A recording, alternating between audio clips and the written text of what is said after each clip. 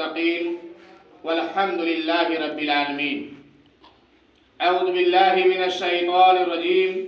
بسم الله الرحمن الرحيم. ألف لام ميم ذلك الكتاب لا ريب فيه.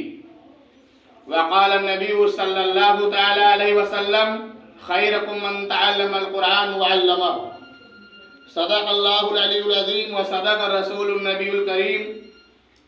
میرے محترم بزرگوں، عزیز ساتھیوں، بڑی خوشی کی بات ہوئی کہ آج اس مدرسے کے اندر استادوں کی محنت سے، والدین کی محنت سے، خود بچے کی اپنی محنت سے اللہ تبارک و تعالیٰ نے اس بچے کو اپنے قرآن کا مکمل حافظ بنایا. دعا کیجیے کہ اللہ تبارک و تعالیٰ ان کے والدین کو اور جتنی بھی اس میں محنتیں، جن لوگوں نے یہ محنتیں کی، اللہ سب کو اجر عظیم عطا فرمایا.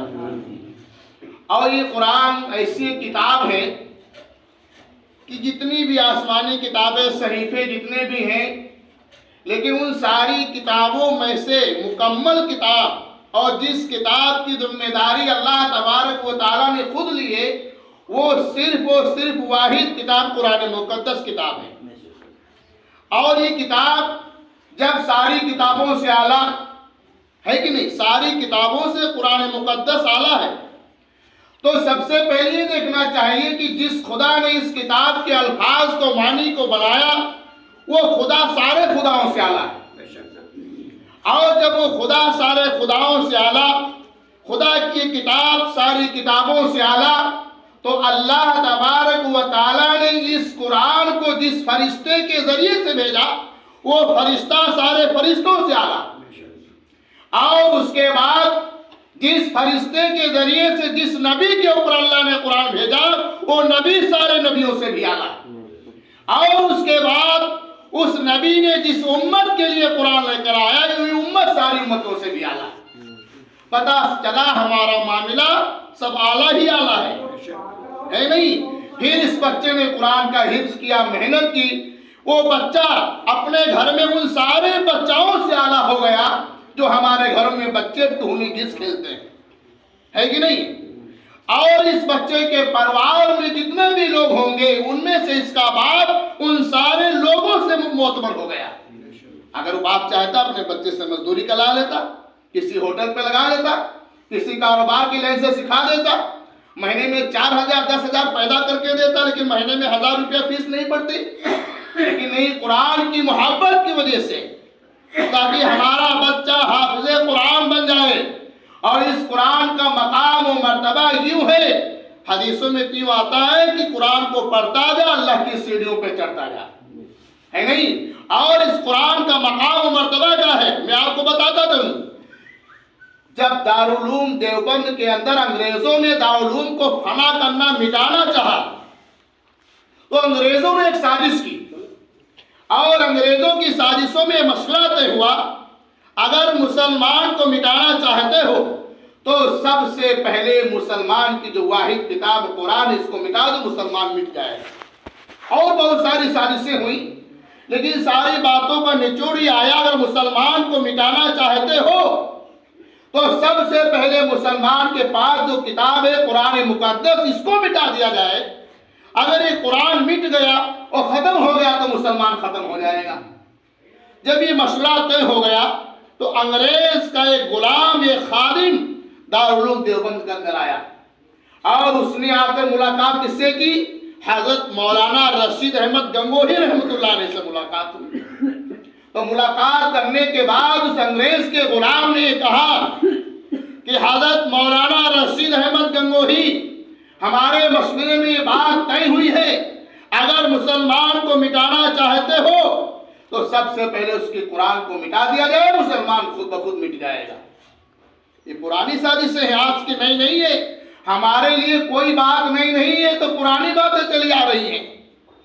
جب یہ بات مولانا رشید احمد گنگوہی رحمۃ اللہ علیہ کے سامنے آئی تو حضرت مولانا رشید احمد گنگوہی رحمۃ اللہ علیہ نے ایک 8 سالہ بچے کو بلایا. کتنی عمر تھی؟ 8 یا 9 سال کی عمر تھی. اس بچے کو بلایا اور انگریز کے سامنے کھڑا کیا، اور حضرت مولانا رشید احمد گنگوہی نے کہا، بیٹا قرآن پڑھ کے سنا. 8 سال کا بچہ ہے، چلنے کا طریقہ نہیں، بات کرنے کا سلیقہ نہیں، پیشاب پاخانہ کرنے کا ادب احترام نہیں، کپڑا پہننے کا، لباس صاف کرنے کا اس کو پتہ نہیں، کوئی ڈھنگ نہیں، کوئی سلیقہ نہیں ہے۔ 8 سال کا بچہ کر ہی کیا سکتا ہے؟ حضرت نے اس بچے کو بلایا، بلانے کے بعد وہ بچہ آیا، انگریز کا غلام کھڑا ہوا، حضرت مولانا رشید احمد گنگوہی رحمۃ اللہ علیہ نے کہا ہے بیٹا قرآن پڑھ کے سنا، اے بیٹا قرآن پڑھ کے سنا۔ 8 سال کا بچہ ہے، بولنے کا طریقہ نہیں، چلنے کا سلیقہ نہیں، بیٹھنے کا، سونے کا، کھانے کا سلیقہ نہیں ہے۔ اور قرآن کو جب پڑھنا شروع کیا تو الف لام میم سے شروع کرتے کرتے جا کر جب سورہ ناس کے اوپر پہنچا تو جا کر وہ انگریز کا جو غلام جو ایک خبر لے کر آیا تھا اور وہ کانپنے لگا اور تھر تھرانے لگا اور کہا ہے مولانا رشید احمد گنگوہی آپ اس بچے سے کہہ دیجئے یہ کہے جائے اگر آگے اور قرآن پڑھے گا تو میرا جگر پھٹ جائے گا۔ قرآن کے اندر یہ تاثیر ہے، قرآن کے اندر یہ مٹھاس ہے، قرآن کے اندر یہ ادب ہے، اس کے اندر محبت کے الفاظ جھلکتے ہیں تو اور کسی کتاب کے اندر نہیں جھلک سکتے ہیں۔ اس قرآن کے اندر اللہ نے جو مٹھاس رکھی ہے دنیا کی کوئی بھی کتاب آپ پڑھ لیجئے یہ مٹھاس کسی اور کتاب کے اندر آپ کو نہیں ملے گی۔ اور مٹھاس پیاس میں آپ کو بتاتا جاؤں، وقت اتنا اجازت نہیں دیتا کہ بات لمبی کی جائے۔ اس قرآن کی پیاس، اس کے اندر پیاس بجھانے کی تاثیر اگر آپ کو پوچھنی ہے تو کسی اور سے نہیں جا کر پوچھو، حضور کے داماد حضرت عثمان غنی رضی اللہ تعالیٰ عنہ سے پوچھو، پتا چلے گا اس قرآن کے اندر کتنی پیاس بجھانے کا اس کے اندر مادہ ہے۔ 40 دن بائیکاٹ لگا دیا بلوائیوں نے، پانی پہ بائیکاٹ ہے، گھر سے نہیں نکل سکتے عثمان غنی۔ اور عمر کتنی ہے؟ عمر 80 سال کی ہے، 80 سال کا بوڑھا عثمان غنی، بلوائیوں نے بائیکاٹ لگا دیا پانی کا، گھر سے نکلنے کا۔ اب بتائیے اگر ہم کو صبح اور شام میں پانی نہ ملے ہمارا حال کیا ہوگا؟ اور جس کے اوپر 40 دن گزر جائے اس کا کیا حال ہوگا؟ لوگوں کے ذہن میں گمان آیا کہ پیاس کی وجہ سے دم ٹوٹ چکا ہوگا، پیاس کی وجہ سے عثمان غنی کا انتقال ہو چکا ہوگا، پیاس کی تڑپ نے جب آپ کو تڑپایا ہوگا تو زبان باہر نکل آئی ہوگی، حلق سوکھ گئی ہوگی۔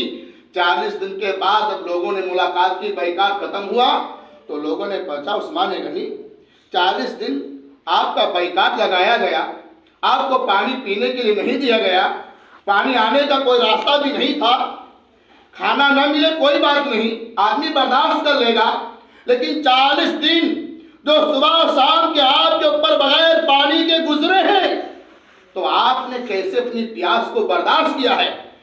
میرے بھائیوں لہبڑی والوں، عثمان غنی رضی اللہ تعالیٰ عنہ کہا ہے لوگوں آپ کو پتا ہے مجھے بھی پتا ہے 40 دن پیاس کوئی نہیں روک سکتا ہے، 80 سال کی میری عمر ہے، بغیر پیاسا میں نہیں رہ سکتا ہوں، لیکن جب جب مجھے پیاس کی شدت محسوس ہوئی میں نے قرآن کی تلاوت کی اور میں اپنے دل کی پیاس کو بجھا لیا۔ یہ ہے قرآن کے اندر پیاس، یہ اس کے اندر ہے چسکا، یہ اس کے اندر ہے چاشنی، یہ اس کے اندر ہے محبت بھرے الفاظ۔ اور آج جو قرآن اس بچے کے دل میں جگر میں سما گیا ہے، کتنی محنت کی ہوگی، کتنی محنتوں سے بھوک پیاس گرمی سردی کو برداشت کیا ہوگا۔ وہ استادوں نے کبھی سردی میں 10 چھڑی ماری ہوگی، کبھی 15 ماری ہوں گی، کبھی کان پکائے ہوں گے، ساری چیزوں کو برداشت کر کے آج یہ اللہ کا قرآن اپنے دل میں بسایا ہے۔ کیا دنیا کے اندر جو بچے کنچا کھیلتے اس کے مقام کو پا سکتے ہیں؟ نہیں پا سکتے ہیں۔ اس لیے اللہ کے رسول صلی اللہ تعالی علیہ وسلم نے ارشاد فرمایا کہ تم میں بہتر وہ شخص ہے جو قرآن کو سیکھے اور دوسروں کو سکھائے، جو قرآن کو سیکھے اور دوسروں کو سکھائے۔ اور مدارس میں قرآن سیکھا بھی جاتا ہے اور سکھایا بھی جاتا ہے، اور ایک جماعت کا بھی سلسلہ چلا وہاں بھی ہوتا ہے ہی نہیں، وہاں بھی سکھایا جاتا ہے، بس تھوڑا سا راستہ بدلا ہوا ہے، ہماری ایک جگہ ٹھیک ہی ہے، ہم وہاں جا جا کبھی سیکھتے بات یہ کی ہے۔ تو مدارس میں قرآن سیکھا بھی جاتا ہے، سکھایا بھی جاتا ہے، جماعت میں جا کر طریقہ سیکھا بھی جاتا ہے اور سکھایا بھی جاتا ہے۔ اس لیے میرے بھائیوں اس قرآن کا مقام بہت بڑا ہے۔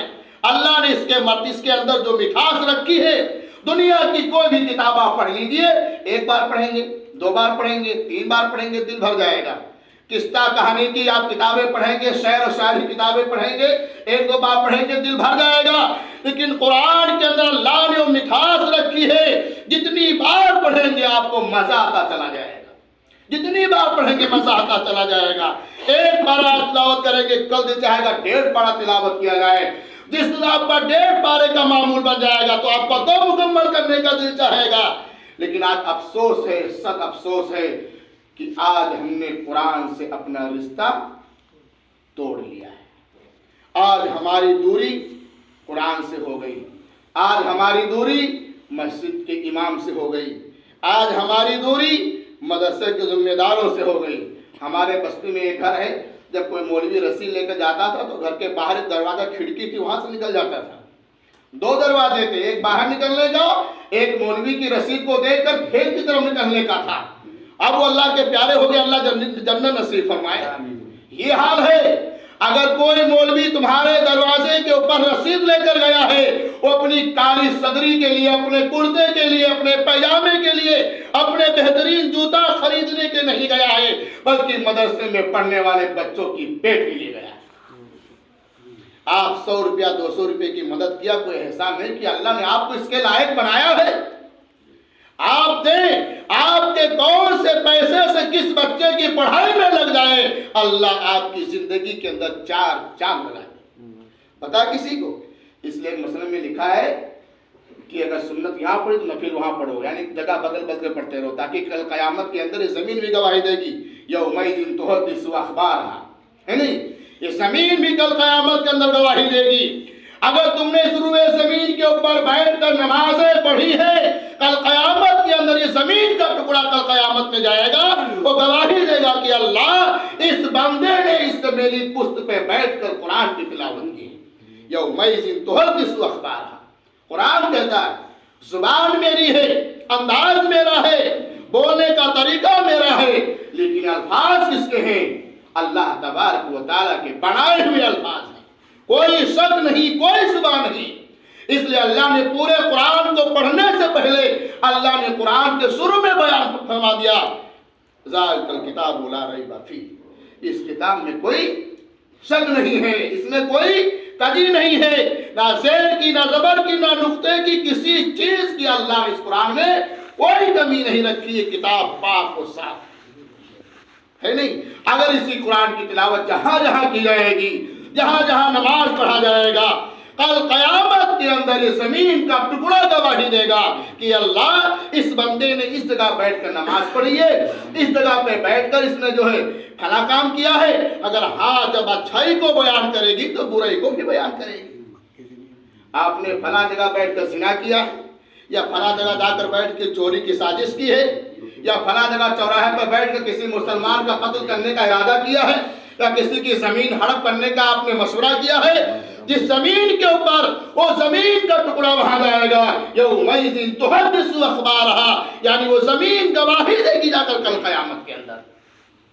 اس لیے میرے بھائیوں، ہم جہاں بھی بیٹھیں اچھی باتیں کریں، اچھا مشورہ دیں، حدیث و قرآن کی بات کریں، اور ہمارے مدرسوں میں جو بچے پڑھتے ہیں جن کے، ان کو تو چھوڑیے، جن کے بچے نہیں پڑھتے ہیں وہ بھی اس کے ذمہ دار ہیں۔ ہم اپنے مدرسے اور مکتب پر دھیان رکھیں۔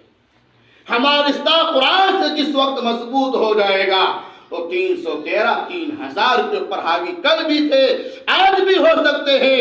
شرط یہ ہے کہ ہمارا ایمان پکا ہونا چاہیے، ہمارا رشتہ قرآن سے مضبوط ہونا چاہیے۔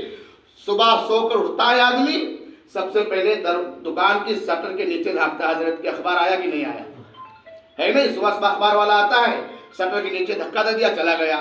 اب اس کی آنکھ کھلی، نماز کے ٹائم تو بنڈل کی آنکھ کھلی نہیں ہے، نہیں، جب نماز کا وقت نکلا تب آنکھ کھلی۔ آنکھ کھلتے کھلتے نہ دعا نہ سلام کچھ نہیں، سیدھے شٹر کے نیچے ہاتھ ڈالا۔ اخبار آیا کہ نہیں آیا؟ آیا، فوراً پڑھنا شروع کر دیا۔ اور جو قرآن مقدس، جو اللہ کا کتاب ہماری گھر کی الماریوں میں رکھا ہوا ہے، کئی مہینے گزر گئے ہیں، اس پہ جنگ لگی ہوئی ہے، دھول پٹی پڑی ہوئی ہے، اس کو اٹھانے کے لیے، اس کو چھونے کے لیے مسلمان تیار نہیں۔ اب بتا، تمہارے گھر میں شیطان نہیں آئے گا تو کیا ہمارے گھر میں آئے گا؟ تمہارے گھر میں بچوں پہ جو ہے بہت بلائے نہیں آئے گا تو کیا ہمارے اوپر آئے گا؟ ہے نہیں؟ اصل تو ہمارے گھر میں ساری دنیا سے زیادہ معتبر دولت ہماری گھر کی الماریوں میں رکھی ہوئی ہے، ہم اس کو دیکھنے کے تیار نہیں اور جا کر مسجدوں میں اماموں کے پاس جھڑواتے گھومتے۔ قرآن پوری شفا ہے، پوری ہدایت ہے مسلمان کے لیے، سب کے لیے، مسلمان کے نہیں غیروں کے لیے یہ قرآن ہدایت بن کر آیا ہے۔ لیکن جس وقت ہمارا رشتہ اس قرآن سے مضبوط ہو جائے گا، ہمارا رشتہ جس وقت مکاتب سے مضبوط ہو جائے گا، مکاتب میں محنت کرنے والوں سے جس وقت مضبوط ہو جائے گا، اور یاد رکھو جس دن ہمارا رشتہ ایک مدرسے میں معصوم بچے جو پڑھتے ہیں تو گرمی اور سردی برداشت کرتے ہیں، نہ ان کے پاس گرم بستر بچھانے کے لیے ہوتا ہے، نہ گرم کو بہترین اوڑھنے کے لیے ہوتا ہے، ہم 9 بجے تک سوتے ہیں، ہمارے مدرسے میں پڑھنے والے بچے 4 بجے اٹھ کر ٹھنڈے پانی سے وضو کرتے ہیں۔ جب ان بچوں کو ہم سینے سے لگائیں گے، جب ان بچوں کو ہم محبت کی نظر سے دیکھیں گے، یہ کون ہے؟ یہ مہمان رسول ہیں۔ شاید مولانا رشید احمد گنگوہی کا واقعہ شاید ہے کہ بارش کا موسم تھا، بارش ہونے لگی، سارے بچے اپنے اپنے کلاس سے نکل کے اپنے اپنے کمرے میں چلے گئے، بچوں کے چپل جوتیاں باہر رہ گئی۔ حضرت مولانا رشید احمد گنگوہی شاید اپنی پگڑی اتاری اور سارے بچوں کے چپل جوتے اپنے پگڑی میں رکھنے لگے، رومال میں رکھنے لگے۔ بچے دوڑ کر آئے، ارے حضرت یہ کیا کر رہے ہیں آپ؟ ہمارے چپل ہیں، آپ کیوں اٹھا رہے ہیں؟ حضرت نے جواب دیا، ہم چپل تمہارے نہیں، ہم چپل مہمان رسول کی اٹھا رہے ہیں، مہمان رسول کی اٹھا رہے ہیں۔ یہ جو بچے ہمارے مدرسے میں پڑھتے ہیں، ان کو چلنے کا سلیقہ نہیں ہے، بات کرنے کا طریقہ نہیں ہے، لیکن قرآن کو صبح شام سینے سے لگاتے ہیں۔ ان کے مقام، ان کے مرتبے کو وہ بچے نہیں پا سکتے ہیں جو صبح اٹھ کر انڈے کا آملیٹ بنا کر، کریم پاؤڈر لگا کر اپنی کتابیں پیچھے لے کر جاتے ہیں، تو ان کا علم پیچھے ہی تک رہتا ہے۔ ہمارے مدرسے کے بچے کتابیں پیچھے نہیں رکھتے ہیں، ہمارے مدرسے کے بچے کتابیں آگے رکھتے ہیں، سینے پر لگا کر چلتے ہیں، چلتے کہ نہیں چلتے ہیں؟ تو ان بچوں کا علم سینے میں رہے گا، محفوظ رہے گا، اور جو کتابیں پیچھے ٹانگ کر چلتے ہیں ان کا علم پیچھے رہے گا۔ ایک مرتبہ کا واقعہ ہوا، ایک کنویں کے اوپر 3 عورتیں پانی بھر رہی تھی، تو اس میں سے ایک عورت بولی کہ میرا بچہ انجینئر ہے۔ تب تک وہ بچہ نکل پڑا وہاں سے، دیکھا دیکھو میرا بچہ یہ جا رہا جو انجینئر ہے۔ بچہ دیکھا ماں کو پانی بھر رہی، وہ چلا گیا۔ تھوڑی دیر کے بعد ایک بچہ نکلا، دوسری عورت کا تھا، اس نے کہا دیکھو یہ میرا بچہ جا رہا جو ڈاکٹر ہے، وہ بھی چلا گیا۔ تیسرا بچہ نکلا جو مدرسے میں پڑھتا تھا، اس نے دیکھا کہ میری ماں کنویں کے اوپر پانی بھر رہی ہے، اور دوڑ کر گیا، اپنی ماں کی ڈول اور رسی کو لے لیا اور پانی خود بھرنے لگا۔ تو ماں نے کہا دیکھو یہ میرا بچہ جو مدرسے میں پڑھتا ہے، یہ بچہ میرا ہے جو مدرسے میں پڑھتا ہے قاری کلام الدین صاحب کے۔ پتہ چلا مدرسے میں پڑھنے والے بچے کو پتا ہے ماں کا مقام، ماں کا مرتبہ کیا ہے۔ اس لیے میرے بھائیوں ہم طے کریں کہ انشاءاللہ ہم اپنے ہر بچے کو حافظ قرآن بنائیں گے، انشاءاللہ مدرسے میں بھیجیں گے انشاءاللہ، اور مدرسے کے ذمہ داران جو ہمارے دروازے کے اوپر جائے تو ہم خوش ہو جائیں، کم سے کم اللہ کے لیے لینے والا ہمارے دروازے پر آیا ہوا ہے۔ ایک وقت ایسا آئے گا، زمانہ آئے گا، آج جو ہمارے اوپر زمانہ حالات ہیں ہمارے ذہن میں نہیں تھے کہ ہماری زندگی میں حالات آ جائیں گے، ہم نے نہیں سوچا تھا، لیکن آ گئے۔ ایسے ایک زمانہ ایسا آئے گا کہ لوگوں کے پاس اتنی دولت ہوگی، اپنی دولت کو ہاتھ میں لے کر مدارس مکاتب میں جائیں گے، زکات دیتے پھریں گے، لیکن کوئی لینے والا نہیں ملے گا۔ اس وقت تم رو گے، پچھتاؤ گے کہ اس پیسے کو کیا کریں۔ وہاں تم مولوی کی داڑھی کو ٹوپی کو دے کے گھر میں بھاگ جاتے ہو، پیچھے والے کھڑکی سے نکل جاتے ہو۔ حقیقت میں یہی تمہارا بینک بیلنس ہے جو تم اللہ کے نام پہ مدرسے میں یا مکاتب میں یا مسجد کی امام کی ذمہ داری یا تنخواہ میں جو دے دو گے، حقیقت میں یہی ہمارا پیسہ کامیاب۔ باقی تو سب دنیا مرہی کھانا ہے، کیا ہے؟ مرہی کھانا، کتنے آئے کتنے گئے ہے نہیں۔ اس لیے بات لمبی ہو جائے گی، وقت بھی کافی ہو چکا ہے۔ یہ طے کرو کہ انشاءاللہ ہم ہر بچے کو حافظ قرآن بنائیں گے انشاءاللہ، اور عمل بھی کریں گے انشاءاللہ۔ بے عمل کو دنیا میں راحتیں نہیں ملتی، دوستو دعاؤں سے جنتیں نہیں ملتی۔ آج کل کے آدمی ادھورے ہیں، صورتیں تو ملتی ہیں، سیرتیں نہیں ملتی۔ اللہ ہمیں آپ کو عمل کرنے کی توفیق